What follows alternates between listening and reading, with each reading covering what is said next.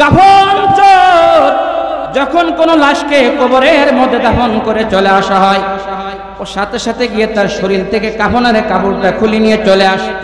মদিনার এক সুন্দরী নারী ইন্তেকাল হয়ে গেল। হুরে মদিনা বলা হয়। সুন্দরী নারীর যখন দাফন করে আসা হলো, রাতের বেলায় কাফন চোরের তো ঘুম নাই, সে গিয়া কবরটাকে খনন করছে। বয়ানের দিকে মনোযোগ আছেন তো, খুব গভীর মনোযোগের শুনবেন আমার গ্রামের ভাইয়েরা। মৃত্যু তো খুব কাছে চলে আসছে, আমি আপনি সবাই তো মৃত্যুবরণ করব, যার যার কবরে তো সেই যাব। আমার জন্য তিনখানা কাফনের কাপড়, আপনার জন্য তিনখানা কাফনের কাপড় বাজারের মধ্যে সে অপেক্ষমান করতেছে মনে হয়। শুধু তাই নয়, মা বোনদের জন্য 5খানা কাফনের কাপড়, সাদা সস্তা কাপড় ছাড়া কিছুই তো কবরে যাবে না, একমাত্র ঈমান আর আমল নেক আমল ছাড়া। আওয়াজ করে কথা বলেন, কথা ঠিক কি ঠিক না? আল্লাহ তাআলা সূরা আবাসের মধ্যে বলেন, ইয়াউমা ইয়াফিরুল মারউ মিন আখিহি ওয়া উম্মিহি ওয়া আবিহি ওয়া সাহিবাতিহি ওয়া আখিহি। কিয়ামতের ময়দানে মানুষ একটা নেকির জন্য জাহান্নামে যাওয়া লাগবে। একটা মাত্র নেকির জন্য মানুষ মনে বড় আশা নিয়ে ভাইয়ের কাছে ছুটে যাবে। ভাই বলবে, দুনিয়াতে তো আমার কোনো ভাই ছিল না, আমি তো একাই ছিলাম, যাও যাও, আমি তোমাকে নেকি দিতে পারবো না। মানুষ ছুটে যাবে তার বাবা মার কাছে, যেয়ে বলবে, বাবা মার কাছে যেয়ে বলবে, আমার বাবা ও আমার মা, আজকে আমি জাহান্নামের আসামি, আমাকে জাহান্নামের বেড়ি পরানো হয়, পায়ের মধ্যে জাহান্নামের 70,000 গজের শিকলি পরানো হয়। আমাকে মা তুমি কত ভালোবাসতে, একটা নেকি দাও মা। একটা নেকির কারণে অভাবে আজকে আমি জাহান্নামে যাই। মা বলবে, দুনিয়াতে তো আমার বিয়েই হয় না, সন্তান কোত্থেকে আসলো? মা বলবে, দুনিয়াতে আমার তো বিবাহই হয় না, আমার কোনো সন্তান ছিল না। ওরা জীবে পাড়ার মুসলমান, নোয়াপাড়ার মুসলমান, দক্ষিণ বীরপুরের মুসলমান, দাসনা লস্করপুর কামারপাড়ার মুসলমান, তিতারকাপাড়া মাঝগ্রামের মুসলমান। এমন ভয়াবহ হাসরের ময়দান, যেই দিন একটা নেকির জন্য কেউ কাউকে পরিচয় দেবে না রে ভাই। ওই দিন তো মুফতি মুহাদ্দিস শাইখুল হাদিস পরিচয় দিয়ে কোনো লাভ হবে না, ইমাম মুয়াজ্জিন পরিচয় দিয়ে কোনো লাভ হবে না। আমার আমল আমাকে করে কবরের পথে রওনা হওয়া লাগবে। জোরে বলেন ঠিক কিনা? এ কারণে তওবা করবা ইনশাআল্লাহ। রাজি আছি, রাজি আছি। এমত অবস্থার মধ্যে ওই কাফন চোর হুরে মদিনা সুন্দরী মেয়েটাকে যখন দাফন করে ফিরে আসছে, রাতের বেলায় গিয়ে কাফনের কাপড় ধরে টান দিয়েছে। দেওয়ার পর ওই কাফন চোর দেখতেছে, বুখারী শরীফের ঘটনা বলতেছে, এই কাফন চোর দেখলো, জীবনে কত কাফন চুরি করলাম, এমন সুন্দরী ষোড়শী রূপণী যুবতী তো কাউকে কোনোদিন আমি দেখি নাই। এত ঝলমল ঝলমল করতেছে, আলোর মতো ঝলমল ঝলমল করে, এমন সুন্দরী রমণী তো জীবনে দেখি নাই। শয়তান কুমন্ত্রণা দিল। এমত অবস্থার মধ্যে কাফন চোর হুরে মদিনা সুন্দরী নারীর সঙ্গে কবরের মধ্যে জিনা করে বসলো। জিনা করে যখন এখন দুর্বল হয়ে পড়ছে, কাফন চোর যখন কবর থেকে বের হয়েছে, পিছন থেকে কেমন যেন মহিলা ডাক দেয়, কাফন চোর আমাকে পবিত্র করে গোসল করাইয়া কবরে দাফন করছে। আমার স্বজনেরা আমাকে কবরে পবিত্র করে দাফন করল। হে নিকৃষ্ট কাফন চোর, তুই জিনা করে আমাকে নাফাক বানায়া দিলি, কিয়ামতে মালিকের সামনে আমি কিভাবে নাফাক অবস্থায় উঠব? এই ঘটনার পর কাফন চোরের তখন অন্তরের চক্ষু যখন খুলে গেছে, কাফন চোর সেইখান থেকে দৌড় দিয়া পাহাড়ের উপরে চলে গেছে, কান্না শুরু করে দিয়েছে। কান্না করতে করতে এরপরে গোসল করছে। গোসল করার পর দেখে যে ওই রাস্তা দিয়া হযরত উমর আল্লাহ নবী সাহাবী হেঁটে যায়, কাফন চোরকে বলতেছে, উমার আমাকে তুমি নবীর দরবারে নিয়ে যাও। বলে তোমার কি অপরাধ? বলে আমি যে অপরাধ করেছি আমার গুনাহ মনে হয় মালিক কোনোদিন আমাকে মাফ করবে না। কাফন চোর বলে, উমার আমার চাইতে অপরাধী পৃথিবীর জমিনে দ্বিতীয় আর কেহ নাই। এমন একটা অন্যায় আমি করেছি। বলে কি অন্যায়? বলে তাও তো বলা যাবে না, তুমি দ্রুত আমাকে মুহাম্মাদের দরবারে নিয়ে যাও। লিল্লাহি তাকবীর। নবীজির কাছে যাওয়ার পর বলতেছে কি অপরাধ? বলতেছে ইয়া রাসূল হাবিবাল্লাহ, আমি তো সুন্দরী নারীর সাথে জিনা করেছি, মৃত লাশের সাথে। নবীজি বললেন তোমাকে কিভাবে ক্ষমা করা হবে? তুমি নারীর সাথে লাশের সাথে তাও জিনা করেছো, এত বড় পাপ কি কেউ করে? নবীজি বের করে দিলেন। পায়ের টিলার মধ্যে গিয়া কাফন চোর 40 দিন কান্না করে। আল্লাহ পাক তাবারক ওয়া তাআলা এমন কাফন চোর তার তওবা আল্লাহ কবুল করে কোরআনের মধ্যে আল্লাহ আয়াত নাযিল করে দিলেন। যারা বলেন সুবহানাল্লাহ। আল্লাহ পাক তাবারক ওয়া তাআলা আয়াতে কারিমা নাযিল করে দিলেন, ওয়াস্তাগফিরু ইন্নাহু রাব্বাকুম কানা গফফারা। এই কারণে তওবা করব তো ইনশাআল্লাহ। প্রত্যেকেই স্ব জীবনের দিকে তাকায়া, নিজের পিছনের জীবনের কৃত গুনাহের দিকে তাকায়া আপনি আমি কান্না করব। মা বোনের কাছে আমার একটা অনুরোধ রইল। নবীজি ফাতেমাকে কাছে ডেকে বলতেছেন, ফাতেমা আনকিজি নাফসাকা মিনান নার। ইয়া ফাতেমা, সহিহ মুসলিমের বর্ণনা, আনকিজি নাফসাকা মিনান নার। ফাতেমা জাহান্নামের আগুন থেকে নিজেকে নিজে বাঁচাও। হে ফাতেমা, তুমি কি জানো জাহান্নামে কি পরিমাণ শাস্তি হবে? কবরে কি পরিমাণ আগুন জ্বলতেছে? ফাতেমা, তুমি যদি কবরের আযাব থেকে তুমি যদি মাপ না চাও, তুমি যদি নিজেকে রক্ষা করতে না পারো, ফাতেমা মনে রাখো কিয়ামতের ময়দানে মুহাম্মাদের মেয়ে এই পরিচয় কোনো কাজে লাগবে না। আল্লাহু আকবার। এ কারণে আমার মা বোনেরা হাতে ধরে পায়ে ধরি, মা অপরাধ করেছো, মা গোপনে করেছো অপরাধ। স্বামীর সঙ্গে তুমি নাফরমানি করেছো, স্বামীর সঙ্গে তুমি অপরাধ করেছো। স্বামীকে ভালো লাগে না, পছন্দ হয় না, ঝগড়া করো, বাজার পছন্দ হয় না, কত মনোমালিন্য, কত ঝগড়া ফাসাদ, কত সমস্যা হয়। এ কারণে স্বামীর নাফরমানি করো, স্বামীর নাশকরি করো, স্বামীর বিরোধিতা করো, কত গালমন্দ করো, বকাঝকা করো। অনেক নাফরমান স্বামীরে মারধর করে এমন স্ত্রীও দুনিয়ার জমিনে যারা বলেন আছে না নাই? এ কারণে মা তওবা করো, নিজের কবরের সামানার প্রস্তুতি গ্রহণ করো। ওই অন্ধকার কবরে একা একি যাবা, আর কেউ যাবে না।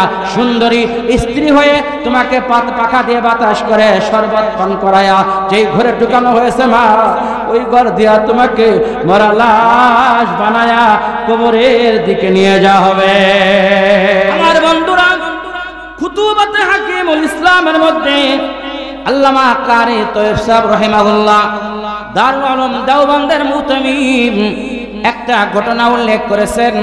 তাফসীরের কিতাবের মধ্যে আসছে, হযরত ইউসুফ পয়গম্বর আলাইহিস সালাতু ওয়াস সালাম তিনি যখন মিশরের বাদশা পয়গম্বর ইউসুফ আলাইহিস সালাম যখন তিনি মিশরের বাদশা চলাকালীন অবস্থায় কেনানের মধ্যে দুর্ভিক্ষ দেখা দিল, প্রচন্ড দুর্ভিক্ষ। মানুষের মধ্যে অভাব, খাদ্যে ও সংকট, মানুষ খাদ্য পায় না, গবাদি পশুগুলা মারা যায়, পানির অভাব, খাদ্যের বড় অভাব দেখা দিল। এমত অবস্থার মধ্যে খাদ্যের যখন অভাব দেখা দিল, প্রচন্ড আপনার প্রাদুর্ভাব দেখা দিল, মহাসংকট যখন দেখা দিল, যখন সংকট হয় তখন দেশের সরকার মানুষের ত্রাণের ব্যবস্থা করে। ঠিক না ঠিক? ত্রাণের ব্যবস্থা করা হয় মানুষের, ক্ষতিগ্রস্ত মানুষের জন্য। আপনারা জানেন বন্যা কবলিত এলাকায় মানুষের জন্য সারা দেশ থেকে উলামা হযরত, ইমানদার তৌহিদি মুসলমানগণ ত্রাণের ব্যবস্থা করেছে। আমাদের এই কথাটা জানা আছে না নাই? কথা বলেন আছে না নাই? যাদের অন্ন নাই অন্নের ব্যবস্থা করা, খাদ্যের সংকট, খাদ্যের ব্যবস্থা করা, বস্ত্রহীনদের বস্ত্রের ব্যবস্থা করা, শীতকালে প্রচন্ড মৌসুমী শীত, যাদের কাপড় নাই তাদের শক্ত গরম উমা কাপড়ের ব্যবস্থা করে দেওয়া, এগুলি হলো আপনার সদকায়ে জারিয়ার আমল। বলে আলহামদুলিল্লাহ। কারি তৈয়ব সাহেব রহমাতুল্লাহ আলাইহি বলেন, কানানের মধ্যে যখন অভাব দেখা দিল, কানানের মানুষেরা দলে দলে মিশরের মধ্যে আসছে তিরান নেওয়ার জন্য। পয়গম্বর ইউসুফ আলাইহিস সালাম তিরানের স্লিপ করে দিলেন, শোনো এই স্লিপগুলা নিয়ে যারা লাইনের মধ্যে দাঁড়াবে তাদেরকে আপনার তিরান দেওয়া হবে। কন্ট্রোলের চাউল দেওয়ার জন্য এমন রিলিফের ব্যবস্থা আমাদের এলাকায় আছে না নাই? এই ঘটনা কানানের মানুষগণ যখন লাইন দিয়ে যখন তিরান নেওয়ার জন্য যখন আসতে লাগলো, সবাই তো সামনে আসে, লাইন দিয়ে একবার নিয়ে চলে যায়। বাদশাহর পক্ষ থেকে পারমিশন, একবার তিরান নিতে পারবা, বারবার নেওয়ার তো কোনো অনুমতি নাই। কিন্তু একজন যুবক বারবার সে লাইনের সামনে দাঁড়ায় যায়, তাকে তিরান দেওয়া হয়, আবার ঘুরে সে লাইনের সামনে চলে আসে, আবার তিরান দেওয়া হয়, আবার লাইনের সামনে চলে আসে। বিরক্ত হওয়ার পর বাদশাহ ইউসুফ পয়গম্বর, বাদশাহর কাছে সংবাদ জানানো হলো, হে পয়গম্বর বাদশাহ, বারবার তিরান নেওয়ার জন্য একটা বাচ্চা, একটা নওজোয়ান যুবক বারবার লাইনে দাঁড়ায় যায়। এই ঘটনা শোনার পর বাদশাহ ইউসুফ পয়গম্বর বললেন, তাকে আমার দরবারে নিয়ে এসো। পয়গম্বর ইউসুফ আলাইহিস সালামের দরবারে মিশরের রাজমহলে নিয়ে যাওয়া হলো। নিয়ে যাওয়ার পরে বলতেছে, তুমি কেন হে যুবক বারবার কেন তুমি লাইনের মধ্যে দাঁড়ায় যাও? তুমি কি জানো না একবার তোমাকে ত্রাণ দেওয়া হবে? তুমি কেন বারবার লাইনের মধ্যে দাঁড়ায় যাও? এই কথা বলার পর যুবক তখন বলতেছে, বাদশাহ, ওগো আল্লাহর পয়গম্বর ইউসুফ, হে ইউসুফ পয়গম্বর, খুব মনোযোগ সহকারে শুনবেন। আপনি জানেন না জুলাইখা যখন মিশরের স্ত্রী, বাদশাহর স্ত্রী যখন আপনাকে জিনার অপবাদের তহমত দিয়েছিল, তখন আপনার পাশে কেউ ছিল না। এমত অবস্থার মধ্যে দোলনার মধ্যে যে খেলনার শিশুটা আপনি দেখেছিলেন, আমি সেই খেলনার শিশু। দোলনার মধ্য থেকে আল্লাহ আমাকে কুদরতি শক্তি প্রদান করলেন, দোলনার মধ্য থেকে আপনি তখন পয়গম্বরের পক্ষে রাজ সাক্ষী আমি দিয়েছিলাম। লিল্লাহি তাকবীর। হে পয়গম্বর ইউসুফ আলাইহিস সালাতু ওয়াস সালাম, তারা যদি একবার তিরান পায়, আমি কোন একবার তিরান পাবো? আমি তো একবার তিরান নেব না। পয়গম্বর বাদশাহ মিশরের ইউসুফ আলাইহিস সালাম বলে দিলেন, শোনো, এই বাচ্চা যতবার লাইনের মধ্যে দাঁড়াবে যুবক, তাকে ততবার তোমরা তিরান দিবা। যতবার লাইনে দাঁড়াবে ততবার তোমরা তাকে তিরান দিবা। কারণ এই বাচ্চাটা, সন্তানটা, যুবকটা আমি পয়গম্বর ইউসুফ আলাইহিস সালামের পক্ষে জুলাইখার বিপক্ষে জিনার তহমাত থেকে বাঁচানোর জন্য রাজ সাক্ষী হয়ে গিয়েছিল।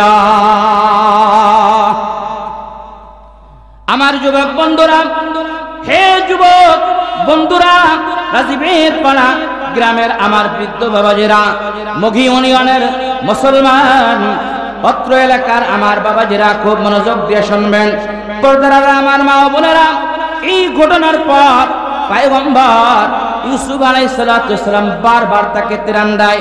ফুতুহাতে হাকিমুল ইসলামের মধ্যে দারুল উলুম দেওবন্দের মুহতামিম আল্লামা কারি তৈয়ব সাহেব রাহিমাহুল্লাহ বলেন, পয়গম্বর ইউসুফের পক্ষে একবার সাক্ষী দেওয়ার কারণে যদি তাকে বারবার যদি তিরান দেওয়া হয়, তাহলে দুনিয়ার জমিনে যেই মুমিন বান্দাগুলা, যে কালিমাওয়ালা মুসলমান, যে কোরআনে বিশ্বাসী, নবীতে বিশ্বাসী, তাওহীদ আর আল্লাহ বিশ্বাসী যেই মানুষগুলা আমি মালিককে দেখে নাই, আমি আল্লাহকে কখনো দেখে নাই, আমি মালিককে না দেখার পরেও এত বছর পর 1415 বছর পার হওয়ার পরেও যেই নবীর এতিম উম্মতগুলা জমিনের মধ্যে বসে বসে রাজীবের পাড়া আব্দুস সামাদ মন্ডলের বাড়ির মাহফিলের জমিনে সামিয়ানার মধ্যে ঠান্ডার মধ্যে বসে ডাক দেয়, সুবহানাল্লাহ,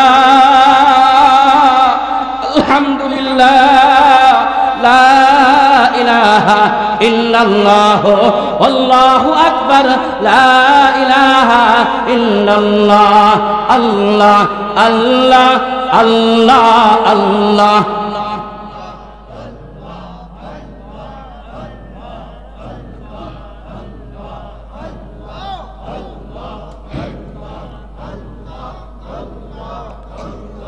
লা ইলাহা ইল্লাল্লাহ মুহাম্মাদুর রাসূলুল্লাহ। আল্লাহর নাম ডাকতে মজা লাগে, কথা বলেন মজা লাগে, ভালো লাগে, দিলকে নরম করেন। চক্ষু বন্ধ করে কবরের পথে যাত্রী, আমার সামনে আজরাইল মৃত্যুর জন্য, রূহ কবজের জন্য অপেক্ষা করতেছে। এই অবস্থার সামনে চিন্তার ধারণা করে আল্লাহকে মহব্বতের সাথে একটা ডাক দেন, আল্লাহ। আরো জোরে ডাক দেন, আল্লাহ। আল্লাহ পাক তাবারক ওয়া তাআলা যখন বান্দা আল্লাহকে ডাকে আল্লাহ খুশি হয়ে যান। আল্লাহ তাআলা বলেন, ফাযকুরুনি আযকুরুকুম ওয়াশকুরুলি ওয়ালা তাকফুরুন। আল্লাহ বলেন, বান্দা তুমি আমাকে ডাকবা, সুবহানাল্লাহ বলে, আলহামদুলিল্লাহ বলে, লা ইলাহা ইল্লাল্লাহ বলে, ইল্লাল্লাহ ইল্লাল্লাহ শব্দ দ্বারা, আল্লাহ আল্লাহ শব্দ দ্বারা তুমি আমাকে ডাকবা, আর আমি আল্লাহ নিয়ামত দিয়া তোমাকে স্মরণ করতে থাকি। ফাযকুরুনি, আমাকে ডাকো, আযকুরকুম, আমি মালিক তোমার জিকির করি, আমি আল্লাহ তোমার কথা স্মরণ করি। আমরা এখানে মাহফিল করতেছি, আল্লাহ আরশে আজিমে আরশে মওলায় ফেরেশতাদের মাহফিলে আল্লাহ আমাদের আলোচনা করতেছে। কেমনে? আমরা আল্লাহর এই নির্দিষ্ট নামগুলি দিয়ে আমরা আল্লাহকে জোফিয়ার ডাকি, আর আল্লাহ পাক তাবারক ওয়া তাআলা ওখানে আপনাকে আমাকে ডাকেন কেমনে? বলে ফেরেশতারা বান্দাকে আমাকে দেখছে, বলে মালিক তারা তো আপনাকে দেখে নাই। বলে যদি দেখতো, বলে আপনাকে ডাকতে ডাকতে বান্দাগুলা পাগল হয়ে যেত। আল্লাহ তাআলা বলবেন, ফেরেশতার দল তারা কি জান্নাতের নিয়ামত দেখেছে? ফেরেশতারা বলবে, আল্লাহ বান্দারা বান্দিরা তারা তো জান্নাতের নিয়ামত দেখে নাই। আল্লাহ বলেন, যদি জান্নাতের নিয়ামত দেখতো কি পরিমাণ তারা জান্নাতের জন্য পাগল করা হয়ে যেত। আল্লাহ তাআলা বলবেন, ফেরেশতারা তারা কি জাহান্নামের শাস্তি দেখেছে? কবরের ভয়াবহ আযাব কি তারা দেখেছে? বলে না। বলে যদি দেখতো কি পরিমাণ তারা আমি আল্লাহকে পাওয়ার জন্য পাগল হয়ে যেত, জান্নাতের জন্য ব্যস্ত হয়ে যেত, জাহান্নাম থেকে তারা পরিত্রাণ আর মুক্তির জন্য কি পরিমাণ তারা গুনাহকে ছেড়ে দিত। যদি এই হয়, আল্লাহ তাআলা বলেন, ফেরেশতারা তোমরা সাক্ষী থাকো, আমি মালিক বলে দিলাম। ওই বান্দা বান্দি যারা আমার জিকির করে, যারা আমার আলোচনা করে, যারা আমাকে স্মরণ করে, আমি মালিক তাদের জিন্দেগীর সমস্ত গুনাহগুলা ক্ষমা করে দিলাম। আল্লাহু আকবার কাবীরা। এ কারণে খুতুবাতে হাকিমুল ইসলামের মধ্যে কারি তৈয়ব সাহেব রাহমাতুল্লাহি আলাইহি বলেন, বান্দা যখন আল্লাহ তাআলা জিকির করতে থাকে, আল্লাহকে স্মরণ করে, আল্লাহ পাক তাবারক ওয়া তাআলা এই বান্দার তেমন আল্লাহ কিভাবে নিয়ামত দান করেন শোনেন। পয়গম্বর ইউসুফ আলাইহিস সালামের পক্ষে সাক্ষী দেওয়ার কারণে যদি বারবার ত্রাণ দেওয়া হয়, বান্দা যখন সুবহানাল্লাহ বলে, আলহামদুলিল্লাহ, লা ইলাহা ইল্লাল্লাহ বলে, আল্লাহ বান্দার জিন্দেগীর সমস্ত গুনাহগুলো আল্লাহ মাফ করে দেন। আল্লাহ শুধু গুনাহ মাফ করে ক্ষান্ত হন না, আল্লাহ তাআলার সাথে সাথে আল্লাহর তবিয়ত হলো বান্দার গুনাহ মাফের জায়গাগুলা আল্লাহ তাআলা নেকি দ্বারা পরিপূর্ণ করে দেন। এই পাশ থেকে কিছু কথার আওয়াজ আসতেছে, এই প্যান্ডেলের বাহির থেকে যারা আছেন আমি অনুরোধ করছি প্যান্ডেলের ভিতরে চলে আসেন, যারা বাহিরে আছেন ভিতরে চলে আসেন। জিকির করি লা ইলাহা, জরে লা ইলাহা,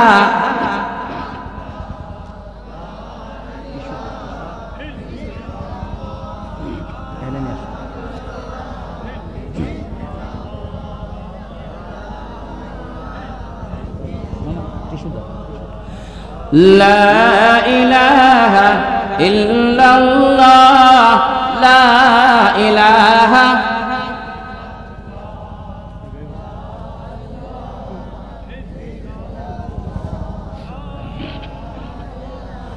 ইল্লাল্লাহ মুহাম্মাদুর রাসূলুল্লাহ। আল্লাহ পাক তাবারক ওয়া তাআলা বলেন, বান্দা হে শোনো, হে বান্দা শোনো, আমি মালিক তোমাকে বানাইলাম আর আটটা জান্নাত আমি আল্লাহ বানাইলাম তোমাকে জাহান্নামে আগুনে পোড়ানোর জন্য না। আমি আল্লাহ একটা জান্নাত আমি আল্লাহ বেশি কারণেই বানাইলাম যে আমি আমার কালিমাওয়ালা, আমি আমার জিকির করনেওয়ালা, দাওয়াতের মেহনত করনেওয়ালা, জাকিরিন শাকিরিন, আমার কালিমাওয়ালা মুসলিম মুমিন ইমানদার বান্দাকে আমি আল্লাহ জান্নাতে দিতে চাই। আল্লাহ পাক তাবারক ওয়া তাআলা জন্য বলেন, ওয়াসারিউ ইলা মাগফিরাতিন মির রাব্বিকুম ওয়া জান্নাতিন আরদুহাস সামাওয়াতু ওয়াল আরদু উইদ্দাত লিল মুত্তাকিন।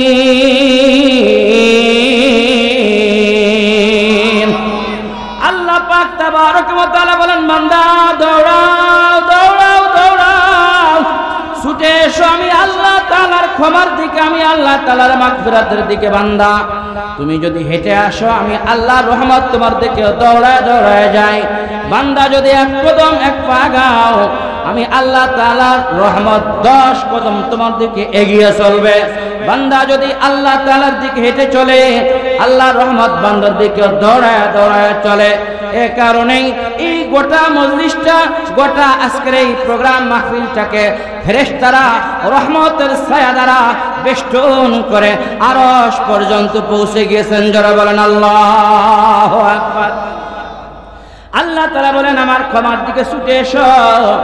ওয়া জান্নাতুন আরদুহাস সামাওয়াতু ওয়াল আরদ। আর আমি মালিক যখন ক্ষমা করে দেই তখন আমি বান্দাকে পুরস্কৃত করি। আল্লাহর পক্ষ থেকে বান্দার জন্য কি পুরস্কার, কি পুরস্কার? আল্লাহ তাআলা বলেন বান্দার জন্য পুরস্কার হলো ওয়া জান্নাতিন আরদুহাস সামাওয়াতু ওয়াল আরদু উইদ্দাত লিল মুত্তাকিন। আল্লাহ পাক তাবারক ওয়া তাআলা বলেন, বান্দা তোমার জিন্দেগীর গুনাহ আমি মালিক ক্ষমা করে দিলাম, আর ক্ষমা করার পর তোমার ঠিকানা আমি মালিক জান্নাত বরাদ্দ করে দিলাম। আল্লাহ তাআলার বানানো জান্নাত, খুশি না বেজার? কথা বলেন না কেন, খুশি না বেজার? আজকের এই প্রোগ্রাম, আজকের এই মাহফিল, কুরআনুল কারীমের এই মজলিস আল্লাহ তাআলার কাছে কত দামি, কত দামি। বলে আল্লাহ যাদেরকে নির্বাচন করেন, আল্লাহ যাদেরকে ভালোবাসেন আর পছন্দ করেন, হাজার হাজার বার রহমতের দৃষ্টি আল্লাহ তাআলা যেই মানুষগুলোর উপরে দান করেন, ওই মানুষগুলোকে আল্লাহ তাআলা কোরআনের তাফসীরে, কোরআনের মজলিসে, দ্বীনি মজলিসে আল্লাহ তাআলা তাদেরকে আসার তৌফিক দান করে দেন। যারা বলে আমিন। সুতরাং আজকের এই প্রোগ্রামে আপনি আমি আসতে পেরে খুশি না বেজার? সবাই খুশি? দিল কি নরম হয়? আল্লাহ তাআলা জান্নাতে যাওয়ার বিকল্প কোনো রাস্তা আছে? কথা বলেন আছে? আল্লাহ তাআলা বলেন, ইয়া আইয়ুহাল্লাযীনা আমানুত্তাকুল্লাহা ওয়াল তানজুর নাফসুম মা কদ্দামাত লিগাদ ওয়াত্তাকুল্লাহ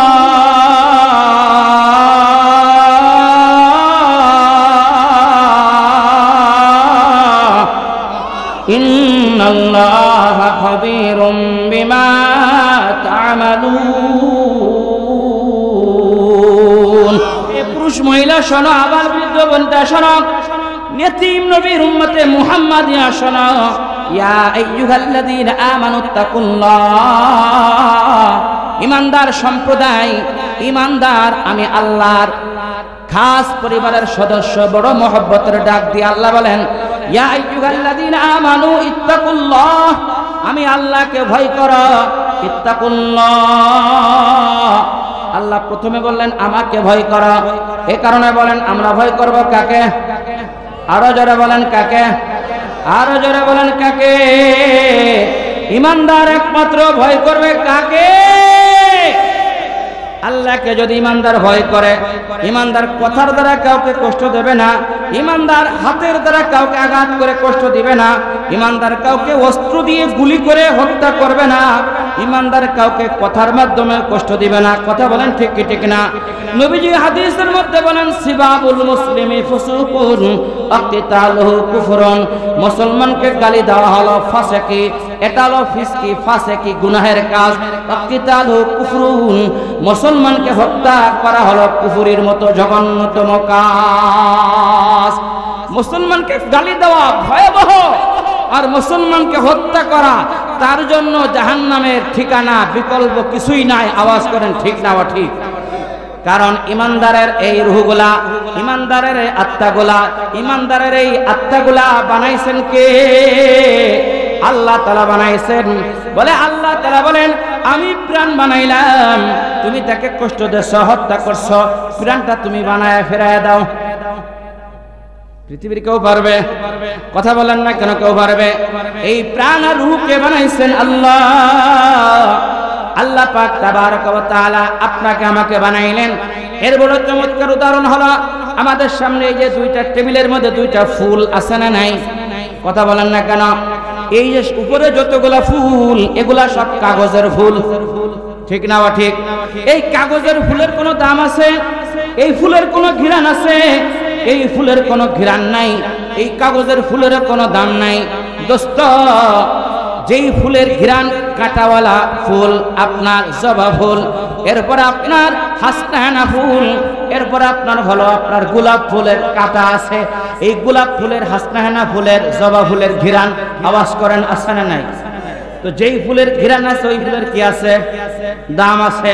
আল্লাহ পাক তাবারক ওয়া তাআলা বলেন প্রত্যেকটা ইমানদার, কালিমাওয়ালা মুমিন, তাওহীদে একত্ববাদে বিশ্বাসী, আল্লাহ নবীতে বিশ্বাসী, এই মানুষগুলোর দাম আমি আল্লাহর কাছে অনেক বেশি। আমি আল্লাহর কাছে অনেক বেশি। এই মানুষগুলাকে কষ্ট দিবা না। এই জন্য কোন দিনদারকে তুমি কষ্ট দিবা না, দিনদারকে তুমি আঘাত করবা না, আল্লাহওয়ালা মানুষের বিরুদ্ধে তুমি কথা বলবা না। আল্লাহওয়ালা দিনদার মানুষের বিরুদ্ধে যেন তোমার আঙ্গুল উঁচা না হয়, তোমার জবানের কণ্ঠ যেন উঁচু না হয়। কারণ জবান দান করেছেন কে? আরো জোরে আল্লাহ তাআলা বলেন আর রহমানু আল্লামাল কুরআন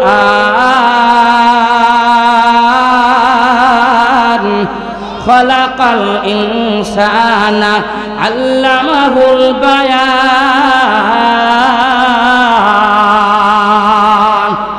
মানুষকে কথা বলার শক্তি কে দান করেছেন? মানুষকে কথা বলার শক্তি দান করেছেন আমার মাওলা। মানুষকে বাক শক্তি, কথা বলার শক্তি দান করেছেন আমার মালিক। এ কারণে এই জবান আপনার আমার কন্ট্রোল হতে হবে। এই জবান দিয়ে কাউকে গালি দেওয়া যাবে না, জবান দিয়ে কাউকে কষ্ট দেওয়া যাবে না, জবান দিয়ে কাউকে আঘাত করা যাবে না, হাতের দ্বারাও কাউকে আঘাত করা যাবে না। যে মানুষটা ভালো কাজ করে তার পক্ষে থাকা, যে মানুষটা অন্যায় গুনাহের কাজ করে তার পক্ষে না থাকা, এ নির্দেশনা কার?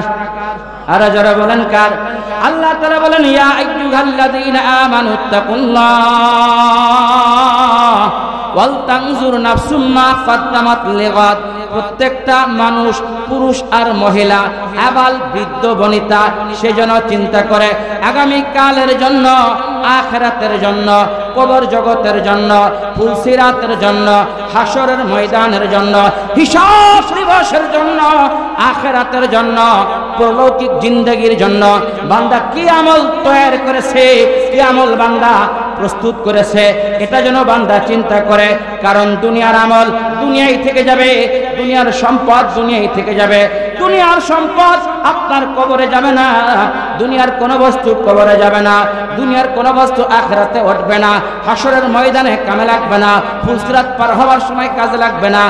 একমাত্র বান্দার কাজে আসবে নেক আর আমল, ঈমান আর নেকি, ঈমান আর আমল। আওয়াজ করে কথা বলেন ঠিক কি ঠিক না? কি কি কাজে লাগবে? জোরে বলেন, আরো জোরে বলেন। ইমান আর আমল। তা আমার ইমানের পুঁজি কি? আমার আমলের পুঁজি কি?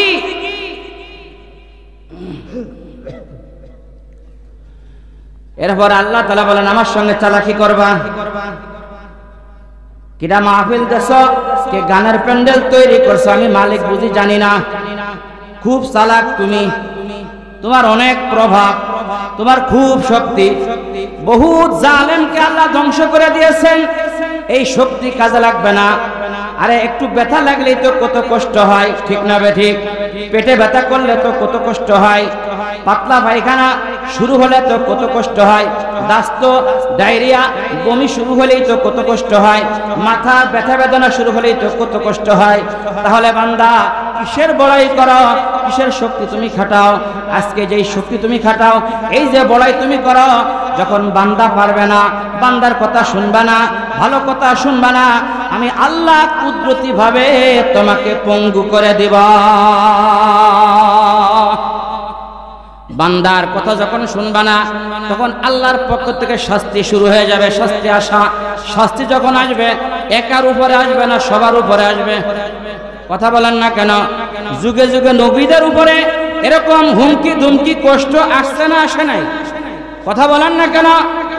আসছে না আসে নাই? ফাল আমসাল মিনাল আমসাল। নবীজি বলেন সব নবীকে যেই পরিমাণ কষ্টের হুমকি ধুমকি দেওয়া হয়েছে, আল্লাহর নবী বলেন আমি রহমাতুল লিল আলামিন হওয়ার পরেও আমাকে সবচেয়ে বেশি কষ্ট দেওয়া হয়েছে। কথা ঠিক বলছি না বানাই বলছি? আল্লাহর আযাবকে ভয় করতে হবে, কাজেই আল্লাহর গজবকে, মুআখাযা, পাকড়াওয়াকে ভয় করতে হবে।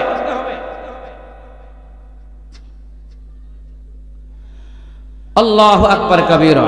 আল্লাহ তাআলা বলেন তোমার চালাকি কি আমি বুঝি না? আল্লাহ বলে দিলেন আয়াতের শেষে, ইন্নাল্লাহা খাবীরুম বিমা তা'মালুন।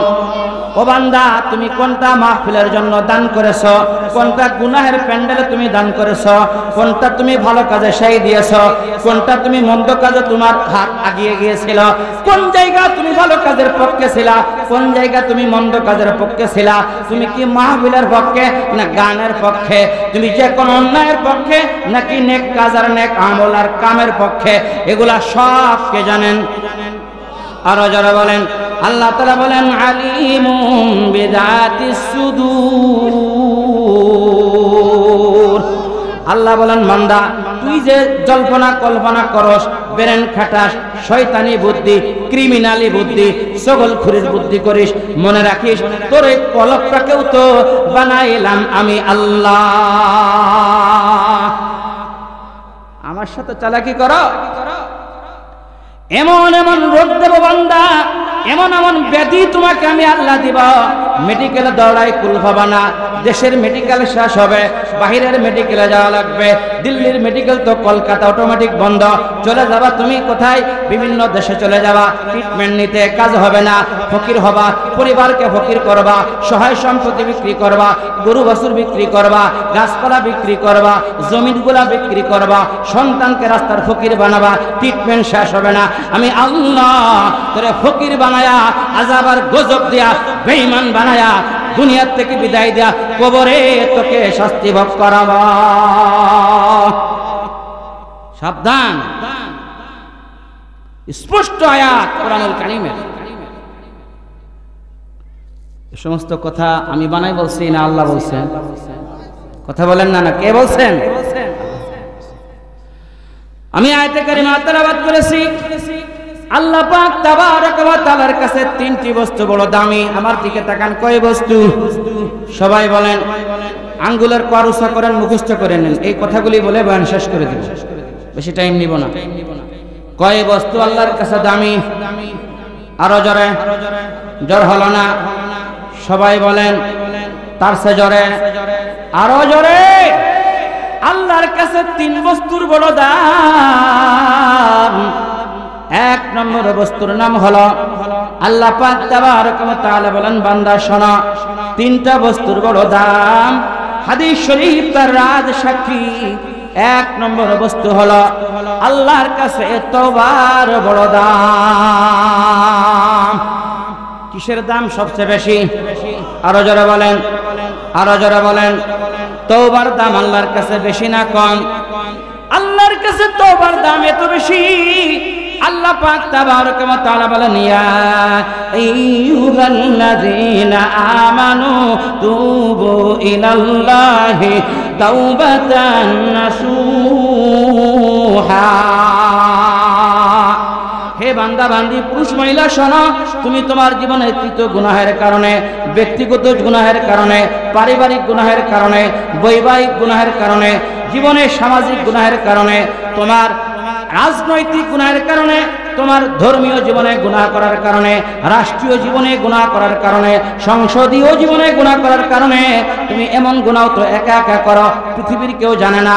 ব্যক্তি কেন্দ্রিক গুনাহ, সামষ্টিক কেন্দ্রিক গুনাহ, সম্মিলিত গুনাহ, যত গুনাহ বান্দা তুমি জীবনে করেছো, বলে শিরকি গুনাহ, কুফরি গুনাহ, সগীরা গুনাহ, কবিরা গুনাহ, জানা গুনাহ, অজানা গুনাহ, বলে আপনার আমার জানা এবং অজানা যে ধরনের গুনাহ হোক না কেন, সমস্ত ধরনের গুনাহের খবর একমাত্র যিনি জানেন তিনি কে?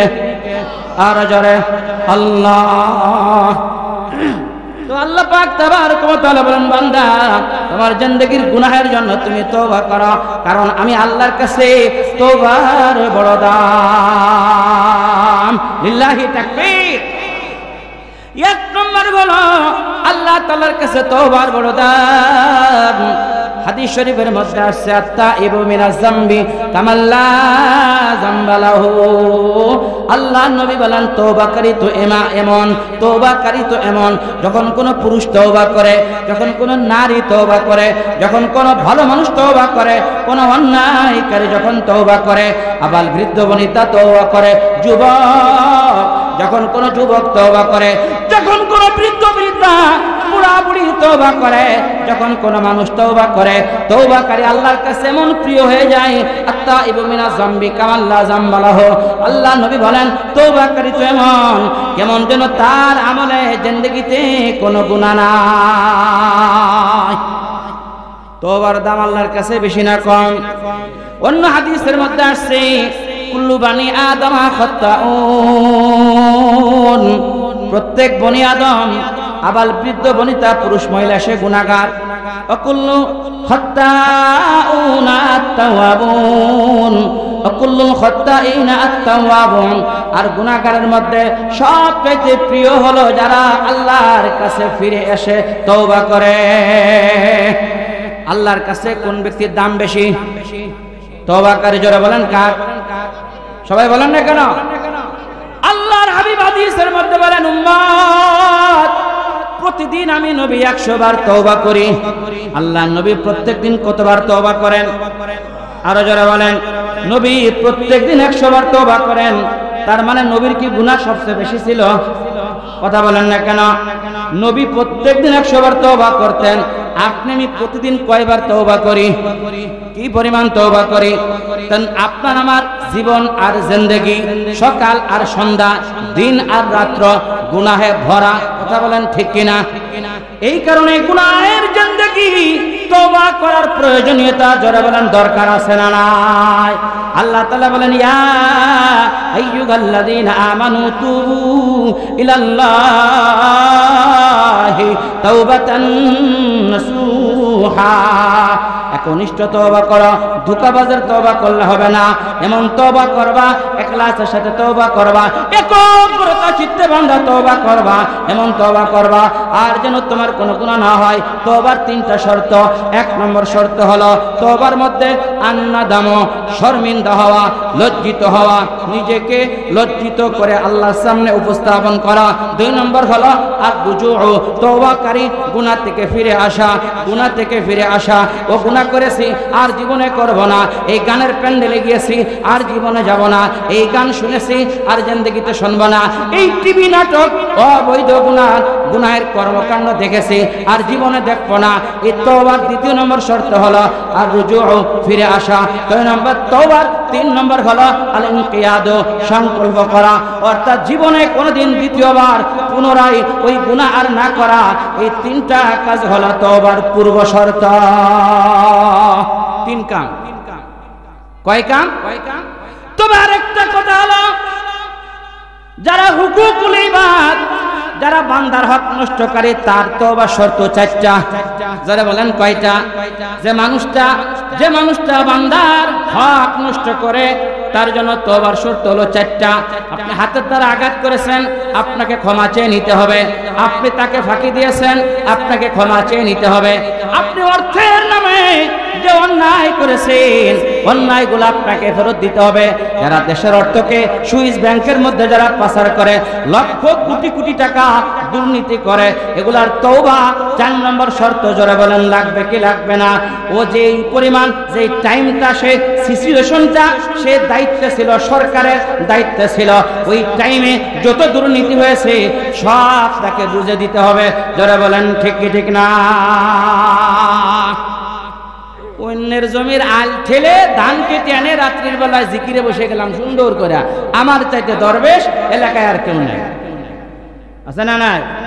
আল্লাহকে আমার সঙ্গে চালাকি ধোঁকাবাজি করো না, তোর কিছু কবুল করবো না।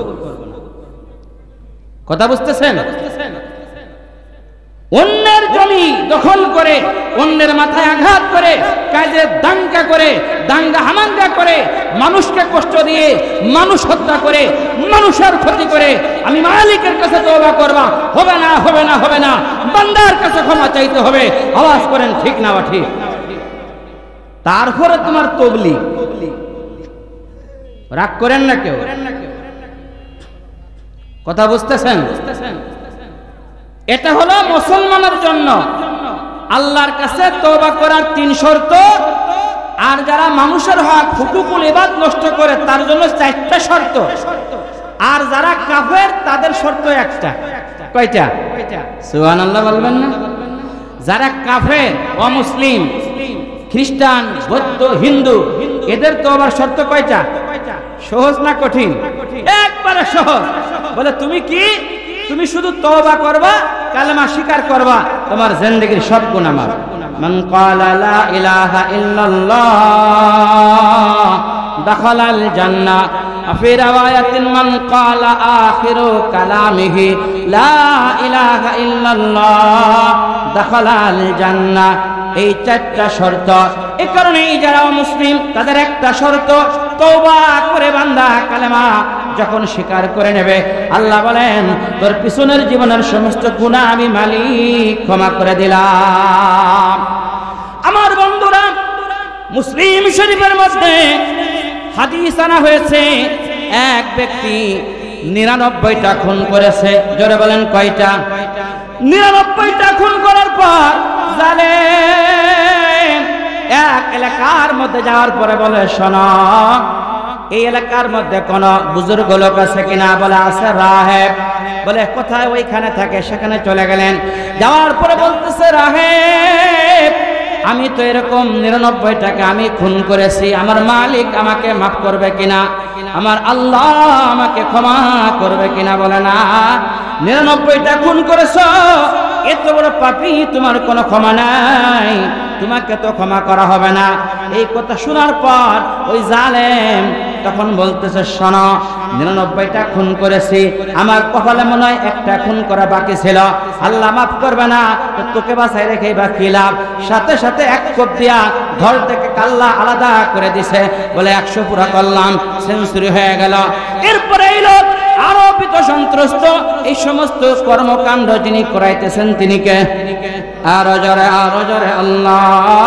এরপরে বলতেছেন, ভাই, আমি তো বড় পাপী, আমার চাইতে এত বড় পাপী এলাকার মধ্যে আর কেউ নাই, জমিনের মধ্যে দ্বিতীয় কেউ নাই, আমার ক্ষমা পাওয়ার, মাপ পাওয়ার কি সুরত আছে? বলে ওই এলাকার মধ্যে একজন বুজুর্গ লোক আছে, সেখানে যাও।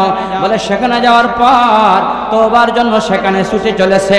এই বান্দা 99 জন খুনকারী হত্যাকারী জালেম যখন তার বাড়ির দিকে রওনা করেছে, কিছু দূর যাওয়ার পর আজরাইল আলাইহিস সালাম এসে রূহটা কবজ করে নেছে। যখন তার প্রাণটা কবজ করা হলো, রূহটা কবজ করে নেওয়ার পর এরপরে তো ফেরেশতার দল হাজির হয়ে গেছে। জাহান্নামের ফেরেশতা, আযাবের ফেরেশতার দল হাজির হয়ে গেছে। ওদিকে নেককার জান্নাতের এক দল ফেরেশতা হাজির হয়ে গেছে। বলে তোমরা কেন? বলে এই ব্যক্তি তো নেককার আল্লাহওয়ালা, তার ঠিকানা হলো জান্নাত। বলে না, এ ব্যক্তি তো একজন খুনকারী, এ তো হত্যাকারী জালেম, 99টা খুন করে আসছে, সেঞ্চুরি করেছে, তার আবার কিসের মাপ আর কিসের ক্ষমা? তাকে তো মাফ করা যাবে না।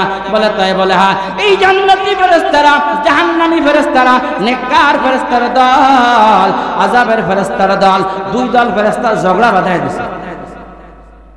আমাদের এলাকায় যদি এরকম ঝগড়া বেঁধে যায় দুই দলে, তো হাতেও কিছু জিনিস থাকে, ঘাড়ে থাকে, মাথায় থাকে, ঠিক না? ঠিক কঠিন অবস্থা। দুই দল ফেরেশতা ঝগড়া যখন বেঁধে গেছে, তখন তারা বলল ঠিক আছে, সমাধান তো যেতে হবে, ঝগড়া করলে তো আর হবে না। বলে সমাধানের রাস্তা কি? বলে চলো আমরা উভয় দল এই রূহ আত্মাটা নিয়ে মালিকের কাছে ফিরে যাই। দুই দল যখন আল্লাহ তাআলার কাছে চলে গেলেন, যাওয়ার পরে বলতেছে মালিক, জাহান্নামের ফেরেশতারা বলে সে তো বদকার, 99টা সে খুনকারী জালেম, তাকে আমরা জাহান্নামের শাস্তি দেব, কবরের মধ্যে শাস্তি দেব। নেককার জান্নাতি ফেরেশতার দল বলে সে আল্লাহওয়ালা, নেককার, তার জীবনের গুনাহ মাফ হয়ে গেছে, তওবা করার কারণে তাকে জান্নাতে নিয়ে যাব। আল্লাহ তাআলা বলেন ফেরেশতার দল সমাধানের রাস্তা দেখো। বলে ওই যেখানে সে মারা গেছে ওইখান থেকে তার বাড়ির জমিন, আর যেখানে মারা গেছে ওইখান থেকে নিয়ে আলেমের বাড়ির জমিন, খানকার জমিন, যেখানে সে তওবা করার জন্য যার কাছে যাইতেছিল, মাপ দাও। গল্প বানায় বলতেছে না, সহিহ মুসলিমের বর্ণনা শোনাইতেছে। এই ঘটনার পর জমিন যখন মাপ দিতে গেল, জমিন মাপ দিতে গিয়ে দেখে সর্বনাশ, ওদিকে জমিন কমে যায়। আল্লাহ তাআলা জমিনকে বললেন, জমিন তোমাকে তো আমি মালিক বানাইলাম, বাড়ির দিকে তুমি একটু লম্বা হয়ে যাও, আর ওই আল্লাহর ওলি যার কাছে তওবা করার জন্য যায় ওই দিকে জমিন তুমি সংকীর্ণ হয়ে যাও। এরপরে মাপার পরে দেখে সে অধিক রাস্তা অতিক্রম করেছে, ওই আপনার আলেমের বাড়ি, তওবাকারীর বাড়ির কাছে যাইতে সামান্য রাস্তা বাকি। আল্লাহ ফায়সালা করে দিলেন ওই ব্যক্তি নেককার, তার ঠিকানা জান্নাত। এ কারণে আল্লাহর কাছে তওবার দাম, জোরে বলেন আছে না নাই? তওবাকারী এমন হয়ে যায়, আল্লাহ পাক তাবারক ওয়া তাআলার কাছে তওবাকারী বড় প্রিয় হয়ে যায়। এ কারণে তওবা আল্লাহর কাছে অনেক বড় দামি সম্পদ। দুই নম্বর হলো আল্লাহ তাআলার কাছে চোখের পানির বেশি দাম। কিসের দাম? জোরে বলেন। হাদিস শরীফের মধ্যে আল্লাহ নবী বলেন, আবকু ফাইল্লাম তাবকু ফাতাবাকু, রাওয়াহু ইবনু মাজাহ, আও কামা ক্বালা নবী আলাইহিস সালাতু ওয়াস সালাম। আল্লাহর কাছে এই চোখের পানির দাম বেশি না কম? সবাই বলেন। হাদিস শরীফের মধ্যে নবীজি বলেন, আবকিউ ফাইল্লাম তাবকু ফাতাবাকু, ও বান্দা বান্দি কান্না করো, চোখের পানি ফেলো, তোমার জীবনের গুনার কথা স্মরণ করে তুমি চোখে পানি আনার চেষ্টা করো। আল্লাহ বলে দিলেন, নবী হাদিসে শোনা দিলেন, আবকু তুমি কান্না করো মৃত্যুর ভয়ে, আজরাইলের ভয়ে, কবরের ভয়ে, আযাবের ভয়ে, জাহান্নামের শাস্তির ভয়ে, হাশরের ময়দানে হিসাব নিকাশ দেওয়ার ভয়ে, ও বান্দা ফুলসিরাত পাড়ি দেওয়ার ভয়ে তুমি কান্না করো। কারণ হলো ফাইল্লাম তাবকু, বলে আল্লাহ আমার তো কান্না আসে না, আমার কান্না আসে না, কারণ হলো কান্না না আসা এটা মুনাফিকের আলামত। তার কারণ হলো এত পরিমাণ গুনাহ করেছি, এত পরিমাণ গুনাহ করেছি। হাদিসের মধ্যে আসছে, বান্দা যখন একটা গুনাহ করে কলবের মধ্যে একটা দাগ পড়ে যায়, কালো দাগ পড়ে যায়, গুনাহ করতে থাকে, আরো কালো দাগ বাড়তে থাকে, দাগ পড়তে পড়তে কলবটা তখন পুরার মোটা হয়ে যায়। যখন কলবটা মোটা হয়ে যায়, কোরআনের কথা ভালো লাগে না, হাদিসের কথা ভালো লাগে না, সুন্নাহের কথা ভালো লাগে না, তাফসীর আর ভালো লাগে না, নবী নবীর জীবনী ভালো লাগে না, সাহাবা আদর্শ ভালো লাগে না, তখন তিনি কথাবার্তা ভালো লাগে না, দাওয়াত ও তাবলীগের মেহনত ভালো লাগে না, জিকির করতে মজা লাগে না, আছে না নাই? বলে কেন কেন? এই অবস্থায় কারণে, গুনাহ করার কারণে। এ কারণে আপনার আমার জীবনের গুনাহর কথাগুলি স্মরণ করে আল্লাহর দরবারে বেশি বেশি কান্না করার দরকার। আল্লাহর নবী বলেন, আবকু, তুমি বেশি বেশি কান্না করো, ফাইল্লাম তাবকু, যদি তোমার কান্না না আসে, ফাতাবাকু, নবী বলেন তুমি কান্নার ভান করতে থাকো। কান্নার ভান করো, কান্না আসে না, কান্নার ভান করো। মনে রেখো, গুনাহের কারণে এই চোখের মধ্যে জাহান্নামের সীসা ঢেলে দেওয়া হবে, শাস্তি প্রদান করা হবে। সেই জাহান্নামের শাস্তি, কবরের শাস্তিকে ভয় করে অন্তত এই অবস্থা স্মরণ করে, এই মুরাকাবা করে, মৃত্যুর মুরাকাবা, মৌতের মুরাকাবা, কবরের মুরাকাবা, হাসরের মুরাকাবা, এইগুলিকে স্মরণ করে বান্দা তুমি চোখে পানি আনার চেষ্টা করো। নবী হাদিসের মধ্যে বলেন, সহিহ মুসলিমের বর্ণনা, বুখারীর মধ্যে হাদিস আসছে, কিয়ামতে আল্লাহ তাআলা নবীজি দেখবেন এমন একটা অবস্থা হবে যে কিছু মানুষ এমন হবে যারা জাহান্নামে জ্বলতেছে আর কয়লা হয়ে গেছে। বলে মানুষগুলিকে মুক্তি দেওয়ার কি পথ আর পন্থা?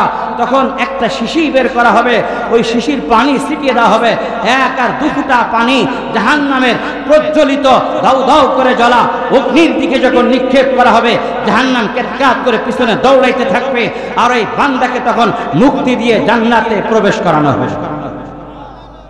মালিক, এ কোন সে 1-2 ফুটা পানি, কিসের পাওয়ার আর কোন শক্তি? বলা হবে, বান্দা তুমি দুনিয়াতে থাকা অবস্থায় আমি মালিকের ভয়ে, আমি রবের ভয়ে, তুমি যে কবরের শাস্তির ভয়ে, জাহান্নামের আযাবের ভয়ে চোখের পানি ফেলেছিলে, এ হলো তোমার সেই চোখের পানি। ফেরেশতার মাধ্যমে কুদরতে ভাবে আমি আল্লাহ সংরক্ষণ করেছি তোমার দুনিয়ার জমিনের মালিকের ভয়ে সেই ফেলা 2 ফুটা চোখের পানি।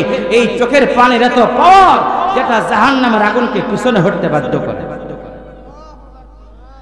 আপনার আমার সম্পদের যদি ক্ষতি হয়, বাড়িতে আগুন লেগে যায়, কান্না করি, সম্পদ নষ্ট হয় তো কান্না করি, ঘর বাড়ি ধ্বংস হয় তো কান্না করি, মা বাবা মারা যায় তো কান্না করি, ছেলে মেয়ের ইন্তেকাল হয় তো কান্না করি, পৃথিবীর কোনো ক্ষতি হলে কান্না করি। ঠিক বলছে না বেটি? অথচ কবরের ভয়ে, জাহান্নামের ভয়ে চোখে পানি আসে না। এটা অত্যন্ত ভয়াবহ মুনাফিক হওয়ার আলামত। যা আমি মনে হয় মুনাফিক হয়ে গেছি, যে আল্লাহর ভয়ে আমার চোখে পানি আসে না। এ কারণে চোখে পানি আনার জোরে বলেন দরকার আছে না নাই? আমার বন্ধুরা, মালিক বিন দিনার রাহমাতুল্লাহি আলাইহি, মালিক বিন দিনার রাহমাতুল্লাহি আলাইহি অত্যন্ত বড় একজন বদমাইশ, সমাজের মধ্যে একজন নিকৃষ্ট মানুষ, নেশাখোর ছিল, নাম করা মদখোর ছিল। বাংলাদেশে কোনো মদখোর নাই, মাগুরা জেলায় কোনো নেশাখোর নাই, শুধু একটু আমরা বিড়ি সিগারেটের নেশা। কি কন? তুই বিড়ি সিগারেট খাই? হ্যাঁ, এই ছাড়া তো নেশা করি না। প্রত্যেক প্রকারের নেশা, এই নেশাখোর, নাম করা মদখোর, মদ খাইতে খাইতে বেহুশ। তিনার ছোট্ট একটা ফুটফুটে মেয়ে, অত্যন্ত সুন্দর চেহারাওয়ালা, ঘর থেকে বের হয়ে আসছে, দেখে আব্বা মালিক বিন দিনার মদ পান করার জন্য মদের বোতল তার হাতের মধ্যে আছে। আমার দিকে তাকান, মদের বোতল তার হাতের মধ্যে আছে। মেয়েটা বাবার হাত থেকে মদের বোতল নিয়ে টান দিয়ে ফেলে দিছে। ফেলে দেওয়ার পর মালিক বিন দিনার ওইখান থেকে রাগ হয়ে ঘর থেকে বের হয়ে গেছে, অত্যন্ত বেহুশ, ঘুমায় পড়ছে। ঘুমের মধ্যে মালিক বিন দিনার রাহমাতুল্লাহি আলাইহি ঘুমের মধ্যে, স্বপ্নের মধ্যে দেখে কিয়ামত কায়েম হয়ে গেছে। একটা বিশাল সাপ হাসরের ময়দানে তাকে তাড়া করছে, আর দৌড়াইতে দৌড়াইতে একটা বিশাল উঁচু পাহাড়ের দিকে তাকে তাড়িয়ে নিয়ে যায়। মালিক বিন দিনার রাহমাতুল্লাহি আলাইহি ওই পাহাড়ের উপরে উঠে যায়। একজন বৃদ্ধ লোক, দাড়ি পাকা মুরব্বী, তাকে বললেন, বাবাজি আমাকে একটু উদ্ধার করেন। ও চাচা, আমি বড় বিপদে, আমাকে একটু উদ্ধার করেন, একটু সাহায্য করেন। বৃদ্ধা বলে আমি পারবো না, বিশাল বড় সাপ আমাকেও মেরে ফেলবে। পাহাড়ের উপরে মালের মধ্যে মালিক বিন দিনারের ছোট্ট মেয়েটাও বের হয়ে আসছে। নারায়ে তাকবীর। মেয়ে বলতেছেন আব্বা, আব্বা যান আপনি এখানে কেন? বাবা বলতেছে মা দেখো বিশাল একটা সাপ আমাকে তাড়ায় এখানে পৌঁছাইছে। ওই যে একজন বৃদ্ধ চাচা দাঁড়ানো আছে, চাচাকে বললাম চাচা আমাকে একটু হেল্প করেন, একটু সহযোগিতা করেন, কোনো সহযোগিতা সে করলো না। তখন মেয়ে বলতেছে আব্বা আপনাকে তো সে সহযোগিতা করবে না। বলে তার কারণ কি? ওই যে বিশাল অজগর যে সাপ, দেহ বিশিষ্ট একটা মোটা যে সাপটা আপনি দেখতেছেন, ওই সাপটা হলো আপনার জীবনের হলো বদামল, আপনার হায়াত।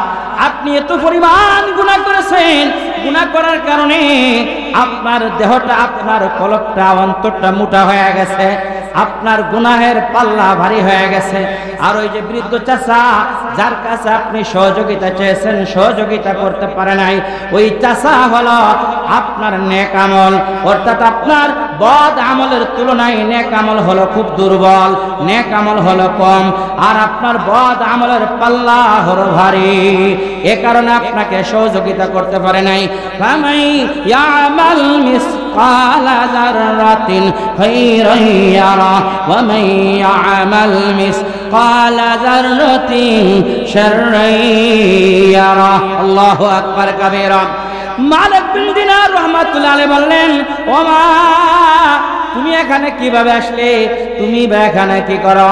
মেয়ে বলতেছেন আব্বা এই যে ছোট্ট ঘরটা আপনি দেখতেছেন, এই ঘরের মধ্যে আমরা ছোট্ট ছোট্ট কিছু মুসলমানের ছোট ছোট নাবালেগ কিছু সন্তান, যারা ছোটবেলায় বেগুনা মাসুম অবস্থায় সেই ইমানদার মুসলমান কালেমাওয়ালার ছেলে মেয়ে যারা মারা যায়, তাদেরকে এই ঘরের মধ্যে রাখা হয়। আর পয়গম্বর ইব্রাহিম আলাইহিস সালাম আমাদেরকে ইলম আর দ্বীন শিক্ষা দেন। পয়গম্বর ইব্রাহিম আলাইহিস সালাম আমাদেরকে ইলম আর দ্বীন শিক্ষা দেন। আমরা আলেম হয়ে কিয়ামতের ময়দানে উঠব। বলে মা তাহলে বলো তোমার এখানে কি কি হয়? বলে ইব্রাহিম আলাইহিস সালাম আমাদেরকে এখানে দ্বীন শিক্ষা দেন, আর প্রত্যেক দিন বিকাল বেলায় ইব্রাহিম পয়গম্বর আমাদের সঙ্গে নিয়ে খেলাধুলা করে। যে সমস্ত মুসলমানের ছোট ছোট মাসুম ছেলে মেয়ে মারা যায়, এরা যদি মারা যায় আর বাবা মা যদি ধৈর্য ধারণ করে, ওই নেককার মাসুম বেগুনা ছোট ছোট কিশোর ছেলে মেয়ের কারণে মা বাবাগুলা জান্নাতি হয়ে যাবে। লিল্লাহি তাকবীর। এই কথা বলার পর মালিক বিন দিনার রাহমাতুল্লাহি আলাইহি বলতেছেন মা এখন আমি কি করব? তখন মেয়ে একটা আয়াতে কারিমা তেলাওয়াত করলেন, আলাম ইয়ানি লিল্লাযিনা আমানু আন তাখশা কুলুবুহুম লিযিকরিল্লাহ। হে আমার আব্বা এখনো কি সেই সময় আসে না? আপনি তওবা করবেন, গুনাহ থেকে আপনি তওবা করবেন, গুনাহ থেকে আপনি ফিরে আসবেন, সেই সময় কি আপনার এখন আসে নাই? মালিক বিন দিনার রাহমাতুল্লাহি আলাইহি মেয়ের সঙ্গে কথা বলতে বলতে ঘুম ভেঙে গেছে। ঘুম ভাঙার পর তিনি বাড়িতে আসলেন আর গোসল করলেন। গোসল করার পরে ইস্তেগফার পড়লেন, তওবা করলেন, আর আল্লাহর ঘরের মধ্যে যে সিজদায় পড়ে কান্দে, মালিক ও মালিক আমার ভুল হয়ে গেছে, আয় রব্বুল আলামিন আপনি আমার জিন্দেগীর সমস্ত গুনাহ মাফ করে দেন। আল্লাহর কাছে গুনাহ মাফ চাইলে মাফ করে দেন কে? আরো জোরে বলেন কে মাফ করে দেন? আল্লাহ তাআলা মাফ করে দেন। এ কারণে আমাদের জীবনের গুনাহের জন্য আল্লাহর কাছে মাফ চাইতে রাজি আছি। কে কে রাজি আছি? কে কে রাজি আছি? নারায়ে তাকবীর। জিকির করেন লা ইলাহা, জোরে লা ইলাহা,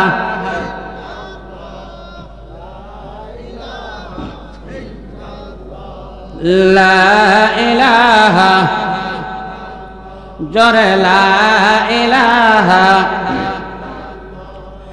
লা ইলাহা ইল্লাল্লাহু মুহাম্মাদুর রাসূলুল্লাহ সাল্লাল্লাহু তাআলা আলাইহি ওয়াসাল্লাম। আমার বন্ধুরা, এই কারণে আল্লাহ পাক তাবারক ওয়া তাআলার কাছে বান্দা তওবা করবে। বান্দা যখন তওবা করে তখন বান্দা আল্লাহর বন্ধু হয়ে যায়।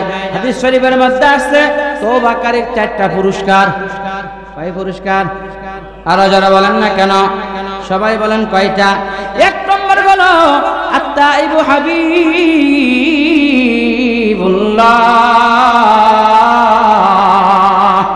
1 নম্বর তওবাকারী আল্লাহর বন্ধু হয়ে যায়।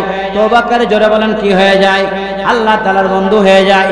কেমন বন্ধু হয়? প্রথম নম্বরে বান্দা মুহিব হয়, আল্লাহ বান্দাকে ভালোবাসে। তারপরে বান্দার সঙ্গে মাওলা পাকের মহব্বত তৈরি হয়। তারপরে বান্দার সঙ্গে আল্লাহর ভালোবাসা তৈরি হয়। এরপর আল্লাহ তাআলা বান্দার গুনাহ ক্ষমা করে দেন। আল্লাহ তাআলা বলেন ইস্তাগফিরু রাব্বাকুম ইন্নাহু কানা গফফারা। ও বান্দা, ইস্তিগফার করো, ইস্তিগফার করো, তওবা করো, আমি আল্লাহ তোমার জীবনের সব গুনাহ মাফ করে দেব। এজন্য আল্লাহর কাছে তওবা করতে রাজি আছি নাকি? জোরে বলেন রাজি আছি। কে কে রাজি আছি? নারায়ে তাকবীর। হাত নামান, নারায়ে তাকবীর। হাত নামান। আমার বন্ধুরা, কিতাবুল মাগাজির মধ্যে তবুক যুদ্ধের একটা ঘটনা আনা হয়েছে। সাহাবায়ে কেরাম হিজরত করে মক্কা থেকে মদিনায় গেলেন। নবীজি মক্কার আর মদিনার সাহাবীদের মধ্যে বন্ধু বানায় দিলেন। একদল হিজরতকারী আর একদল আনসার সাহায্যকারী বন্ধুত্ব করে দিলেন। বন্ধুত্ব করে দেওয়ার পর আল্লাহর নবী সালাবা রাদিয়াল্লাহু তাআলা আন যখন বন্ধুত্ব করে দিলেন, যুদ্ধের ময়দানে সবাই চলে গেল। সালাবার কাছে সাহাবার স্ত্রী পরিবারকে রেখে চলে গেলেন। আমার এলাকার ভাইরা যাওয়ার পর সাহাবীর উপরে শয়তান এমন ভাবে প্রভাব বিস্তার করেছে। সাহাবীর স্ত্রী বড় সুন্দরী, অত্যন্ত রূপসী মেয়ে, সুন্দরী মেয়ে, ষোড়শী সুন্দরী রূপসী মেয়ে। এখন এসে বলতেছে, শয়তান প্ররোচনা দেয়, কুমন্ত্রণা দেয়, জিনা করো, জিনা করো, জিনা করো। ছুটে এসে সাহাবীর স্ত্রীর সঙ্গে যখন জিনা করার জন্য একত্রে রওনা হয়েছে, একত্রে পরিস্থিতির তৈরি হয়েছে, সাথে সাথে সাহাবীর স্ত্রী বলতেছেন, সালাবা রে, তুমি তো নবীর সাহাবী, আমার সঙ্গে তুমি জিনা করবা। যুদ্ধে থেকে যখন তোমার ভাই ফিরে আসবে, কিভাবে তুমি মুখ দেখাবা? আর আল্লাহর হাসরের ময়দানে তুমি কি নিয়ে উঠবা? তোমার ব্যাপারে আমি মালিকের কাছে অভিযোগ দায়ের করে দিবা। এই ভয়ের মধ্যে সালাবা লজ্জায় পাহাড়ের মধ্যে চলে গেলেন। পাহাড়ের মধ্যে যাওয়ার পর পা দুটা উপরে পাহাড়ের দিকে দিয়া, মাথাটা নিচের দিকে দিয়া আল্লাহর কাছে কান্নাকাটি করে 1 দিন 2 দিন না 40 দিন যাবত কান্নাকাটি করার পর আল্লাহর কাছে কান্না করে, মালিক, আমি যে অপরাধ করেছি, জিনা ব্যভিচার করলাম, ও মালিক, আমার জিন্দেগীর গুনাহ আপনি মাফ করে দেন। এই সাহাবা যুদ্ধের ময়দান থেকে ফিরে আসার পর যখন বিবির কাছে সংবাদ শুনল, ওই মুহাজির সাহাবী শোনার পর এই সংবাদ নিয়ে সাহাবায়ে কেরাম যখন জানাজানি হয়ে গেল, সাহাবা বলতেছে, নবীজির কাছে আমি যাব না, আমাকে প্রথমে আবু বকরের কাছে নিয়ে যাও। আবু বকরের কাছে নিয়ে যাওয়া হলো। আবু বকর, আমি জিনা করেছি, আল্লাহ আমাকে ক্ষমা করবে কিনা? বলে, তোমার মতো তো বড় পাপী কেউ নাই, আমার দরবার থেকে বের হয়ে যাও, ক্ষমা করা হবে না। এত বড় পাপ তো কোনো ক্ষমা হয় না। ওইখান থেকে চলে আসলেন, উমারের কাছে নিয়ে যাওয়া হলো। হযরত উমারের কাছে যাওয়ার পর হযরত উমার বের করে দিলেন, এত বড় পাপের তো কোনো ক্ষমা হতেই পারে না। হযরত আলীর কাছে নিয়ে যাওয়া হলো। বলে, এত বড় পাপ, জিনা ব্যভিচারের মতো গুনাহ তো মাফ হওয়ার মতো নয়। সেইখান থেকে বের করে দেওয়া হলো। আল্লাহ নবীর কাছে যাওয়ার পর নবীজিও বের করে দিলেন, এত বড় অন্যায় তুমি করেছো, তোমার তো কোনো ক্ষমা হবে না। বের করে দেওয়ার পর এরপর সাহাবা পাহাড়ের দিকে চলে গেলেন। পাহাড়ের কাছে চলে গেলেন। এমনকি মেয়ে খানসামা রাদিয়াল্লাহু তাআলা আনহা, সেও বাবাকে পরিত্যাগ করে দিল। 40 দিন পাহাড়ে কান্নাকাটি করার পর আল্লাহ পাক তাবারক ওয়া তাআলা নবীজিকে ওহী পাঠালেন, হে মুহাম্মদ, তুমি যেই সাহাবাকে পাহাড়ের মধ্যে সালাবাকে তুমি 40 দিন পর্যন্ত ফেলে রেখেছ, সালাবার মালিক আমি না তুমি? সাহাবাকে আমি বানাইলাম না তুমি বানাইছো? মুহাম্মদ বলো। নবী বললেন আল্লাহ আপনি তো বানাইলেন। বলে ক্ষমা করার মালিক আমি না তুমি? বলে আপনি তো ক্ষমা করার মালিক। বলে তুমি তাকে কেন বের করে দেছ? মুহাম্মদ জানো না সালাবার তওবা আমি মালিক কবুল করে নিয়েছি। ইল্লা মান তাবা ওয়া আমানা ওয়া আমিলা সালিহা। এরপরে দৌড়াইতেছে আবু বকর, হযরত ওমর, আলী, উসমান গনি সাহাবার দল পাহাড়ের দিকে দৌড়ায়। বলে সালাবা, ও নবীর সাহাবা ওঠো, আর তোমাকে কান্না করতে হবে না, দ্রুত উঠে যাও। আল্লাহ পাক তাবারক ওয়া তাআলার হাবিব নবী মুহাম্মদুর রাসূলুল্লাহ তোমাকে ডাকতেছে। নিয়ে নবীজির কাছে আসা হলো। আল্লাহ নবী ফজরের নামাজের মধ্যে তখন আল্লাহ নবী ফজরের নামাজের মধ্যে তেলাওয়াত করতেছিলেন, নামাজের কোরআনুল কারীম তেলাওয়াত করতেছিলেন। সাহাবা লজ্জায় সামনে আসে না, পিছনের দিকে কাতারের মধ্যে দাঁড়ায় গেছেন। যখন আল্লাহ নবী নামাজের মধ্যে কোরআনুল কারীম তেলাওয়াত করে শুনতে পেলেন বিকট বিকট শব্দ হলো, আওয়াজ হলো। কিসের জন্য আওয়াজ পিছনের মধ্যে হলো? নামাজ শেষ করার পর নবীজি দেখেন সাহাবার দুনিয়ায় বেঁচে নাই।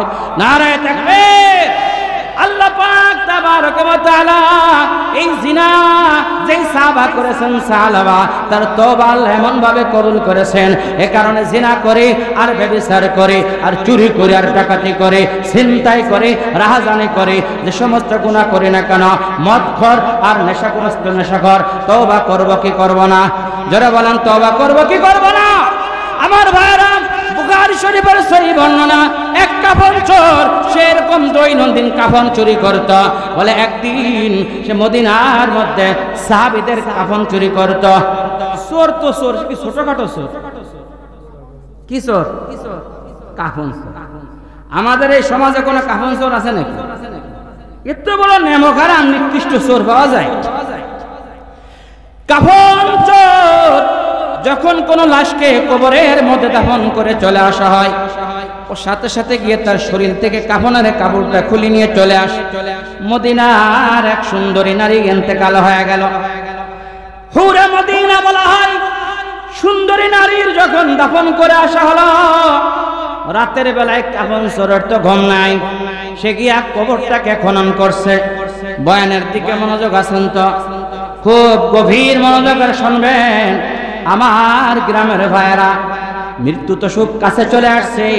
আমি আপনি সবাই তো মৃত্যুবরণ করব, যার যার কবরে তো সেই সেই যাব। আমার জন্য 3খানা কাফনের কাপড়, আপনার জন্য 3খানা কাফনের কাপড় বাজারের মধ্যে সে অপেক্ষমান করতেছে মনে হয়। শুধু তাই নয়, মা বোনদের জন্য 5খানা কাফনের কাপড়। সাদা সস্তা কাপড় ছাড়া কিছুই তো কবরে যাবে না, একমাত্র ঈমান আর আমল নেক আমল ছাড়া। আওয়াজ করে কথা বলেন, কথা ঠিক কি ঠিক না?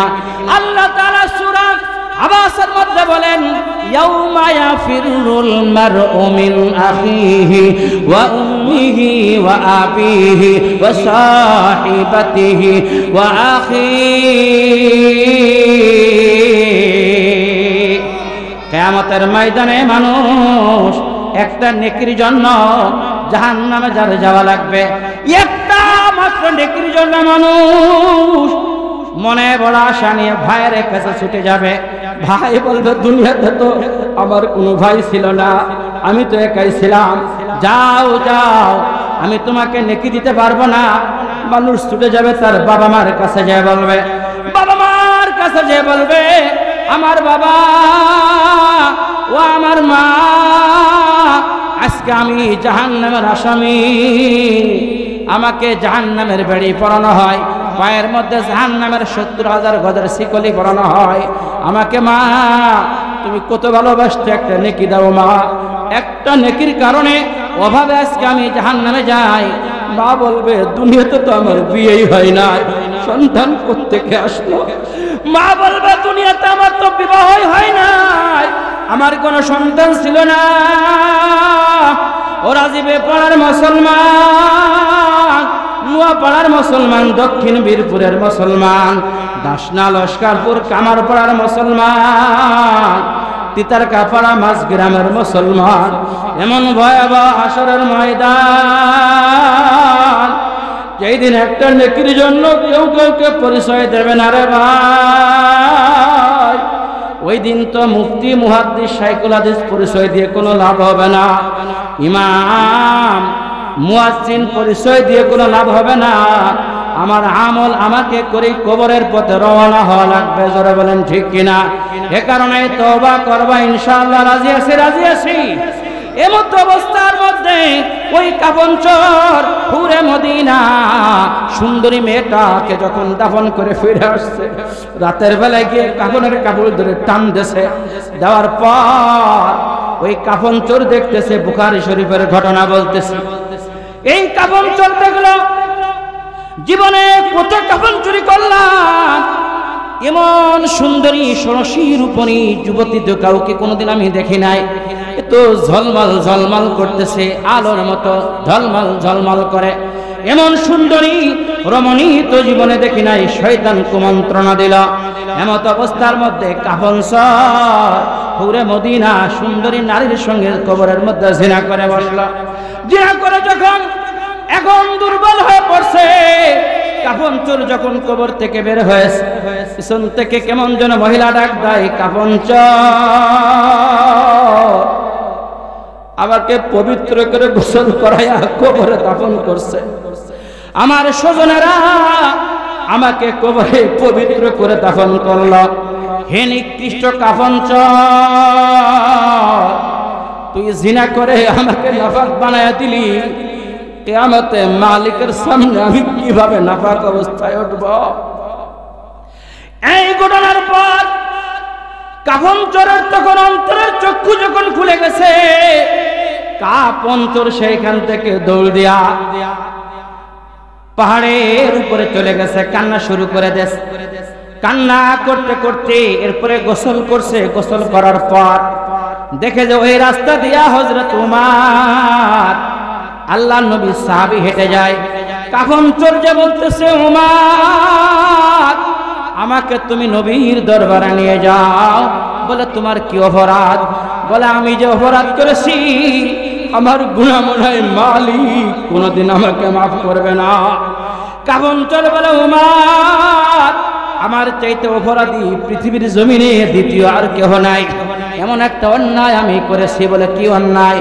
বলে তাও তো বলা যাবে না, তুমি দ্রুত আমাকে মুহাম্মাদের দরবারে নিয়ে যাও। লিল্লাহি তাকবীর। নবীজির কাছে যাওয়ার পর বলতেছে কি অপরাধ?